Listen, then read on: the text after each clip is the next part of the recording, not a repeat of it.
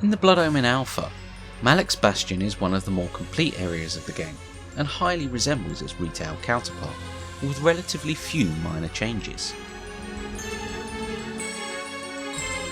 Most of these are atmospheric, with the majority being the addition of pillars and roof beams bearing suits of armour, which were added after the Alpha. For the Alpha's version, most of the roofs are plain and open. Another common change are the rotating blade traps, which bear suits of armour in the Alpha. These are replaced with simple poles bearing skulls and spikes in the retail version. Upon Kain's arrival at the Bastion, he lands in one of the external areas. This appears largely identical to its retail counterpart. However, one closed wooden doorway is added after the Alpha, and another in the background changes design. A vista point is present for the audio dialogue, which is played automatically in the retail version. Malek's Bastion, perched defiantly on the mountaintop, black as night against the blanket of snow. What manner of man would choose a land so harsh and utterly devoid of life? The closed wooden doorway here is used in retail when re-entering the Bastion after completion, and leads to a save altar not present in the Alpha, which houses a teleporter leading to the foot of the Bastion and the next area. Its absence from the Alpha apparently because the Bastion was not intended to be re-entered originally, with scripts describing the destruction of the Bastion as Kain exits.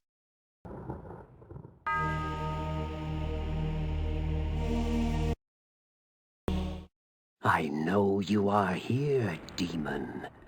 The stench of death clings to you.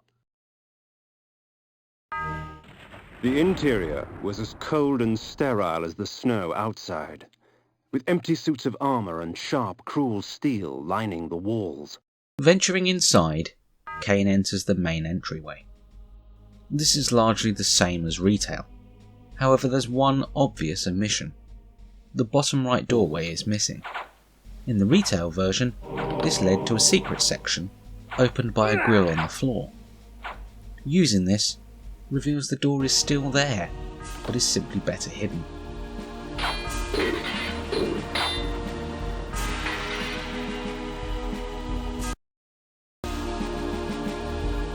The section after is much the same, with the same connections to the rest of the Bastion.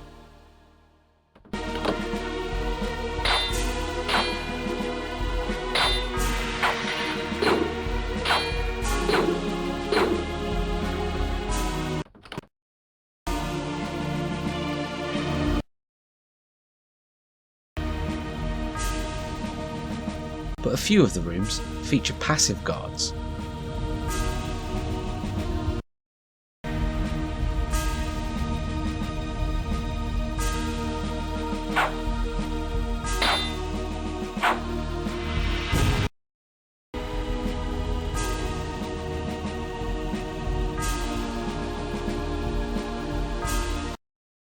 And the final room with the power sphere is altered.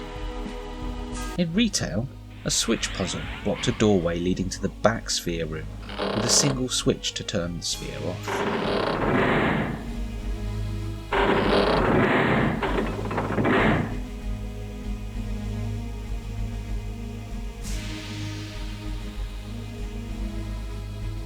The globe. But here in the Alpha, there's an open passageway to the back room, and the switch puzzle is positioned at the far back wall, controlling the power to the sphere itself.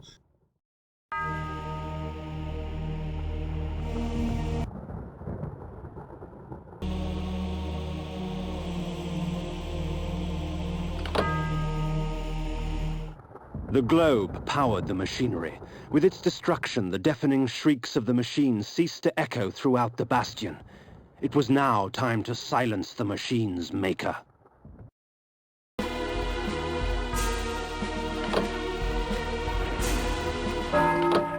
You try my patience, fledgling. Care to try my blade instead?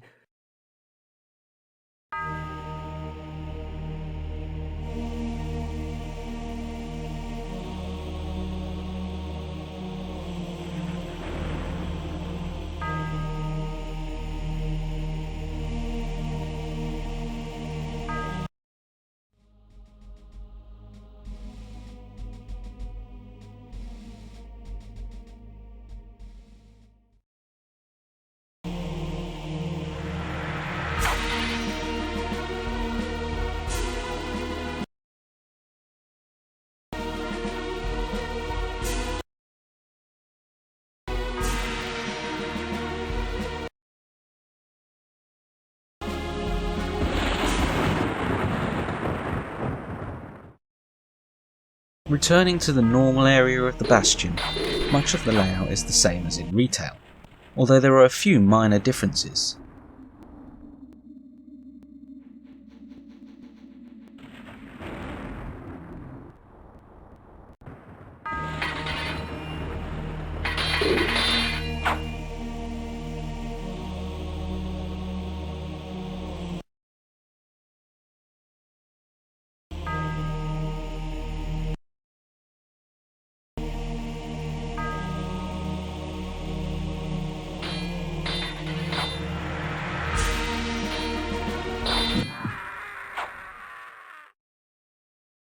The Heart of Darkness.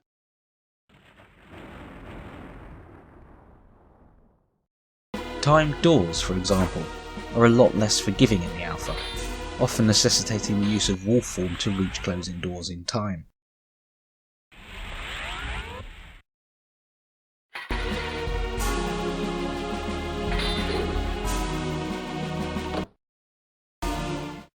My warriors are but shadows of my skill, child.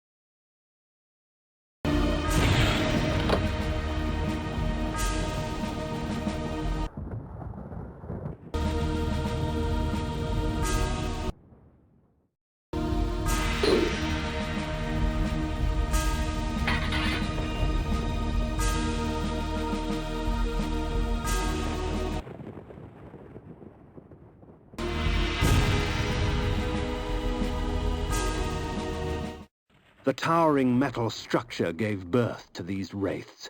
I could hazard only a guess at its function. Fusing the souls of long-dead warriors to their armor so that they may do battle once again. Life without blood? What a travesty! Do you hope to best me, Kain? Do not worry. Your challenge will not go unmet.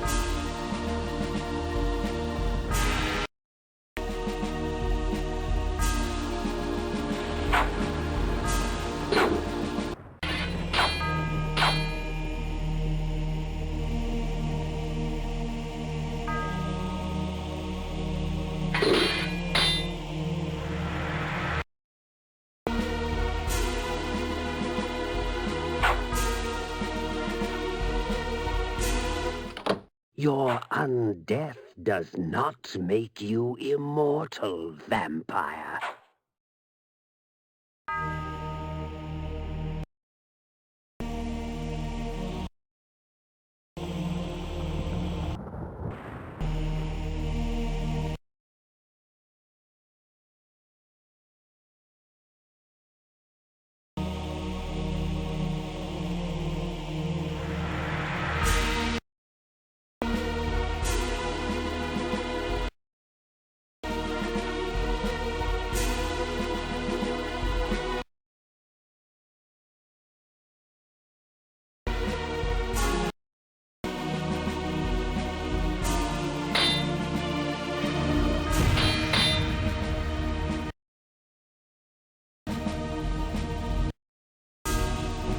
Further along, Section 23 has an extra layer of timed spikes added for retail, and its spike pit narrowed.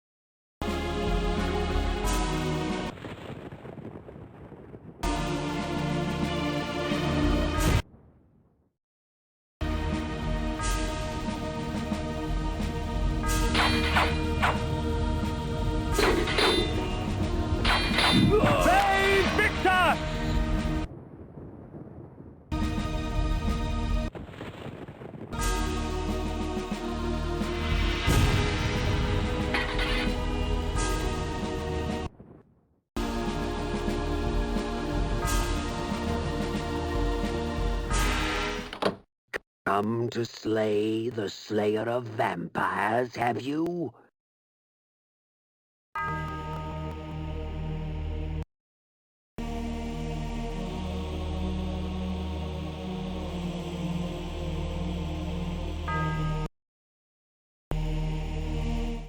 My eyes yearned from lack of contrast. My mouth ached for want of blood. In this cold wasteland, food was scarce, and my hunger grew. The guards at the gate offered no resistance. They were frozen solid, and dead as they stood, their flesh welded to the cold metal of their armor.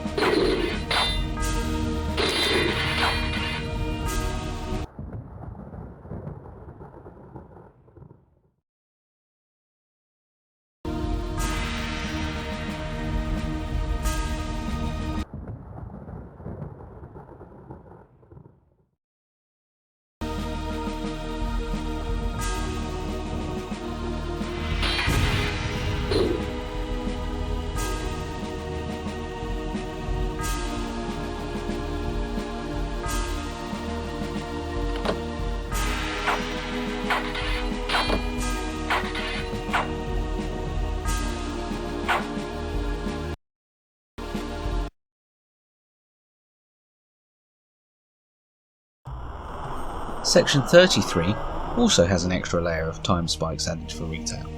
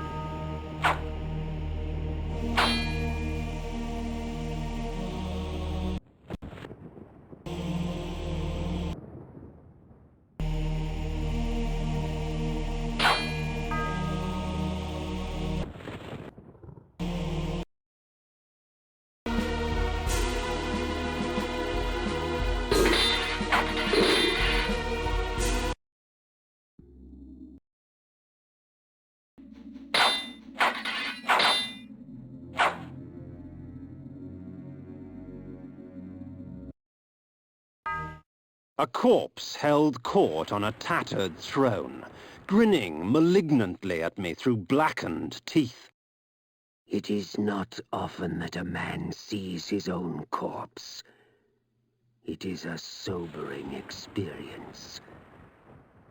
But I am far less interested in my own corpse than I am in yours. Prepare yourself, vampire! The preamble to Malek's boss fight has a different layout with a shorter room, with 3 teleporters seen in the alpha.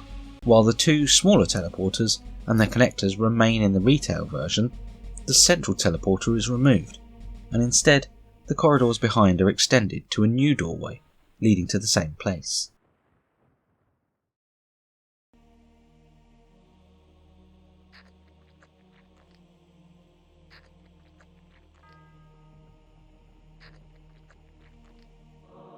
Reputed to have been ripped from the chest of the greatest vampire to have... One of the side rooms has different contents, with captives found in the alpha, where in the retail version it only has chests.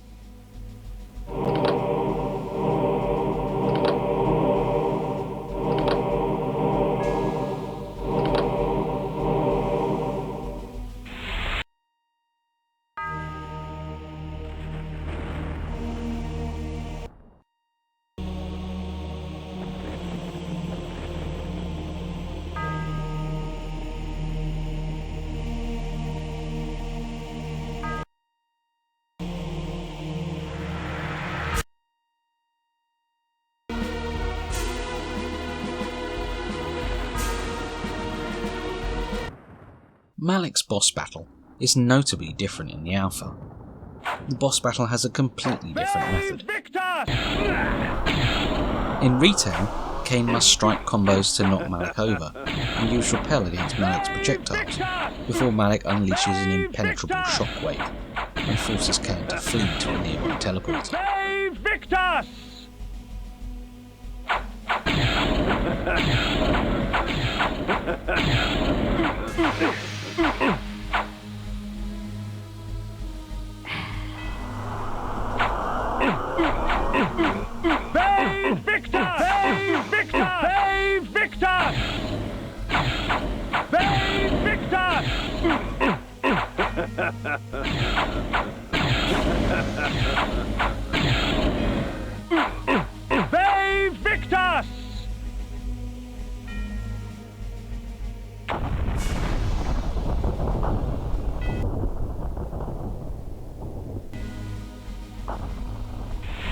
In the alpha, Kain must instead use the mace to shock Malek and makes him vulnerable to having his unexpectedly red blood drained. This in turn knocks him over instead. In an unusual twist, it's also possible to use Inspire Hate to make Malek attack the empty armor suits around the room.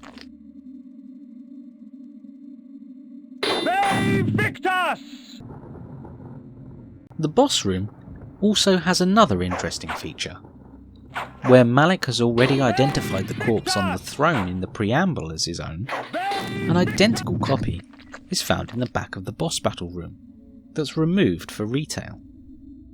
This could suggest it was originally intended to be placed in the boss room, but was in the process of being moved when the alpha was created.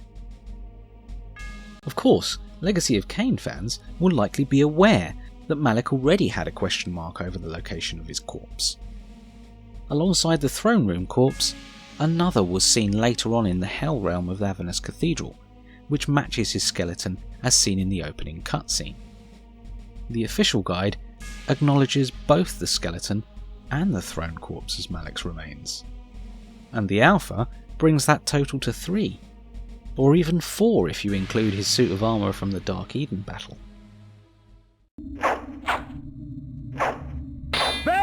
Victus! Victus! The battle is however incomplete, and despite the animation being present in game files, there appears to be no way to trigger the final shockwave, and no way to use the final teleporter.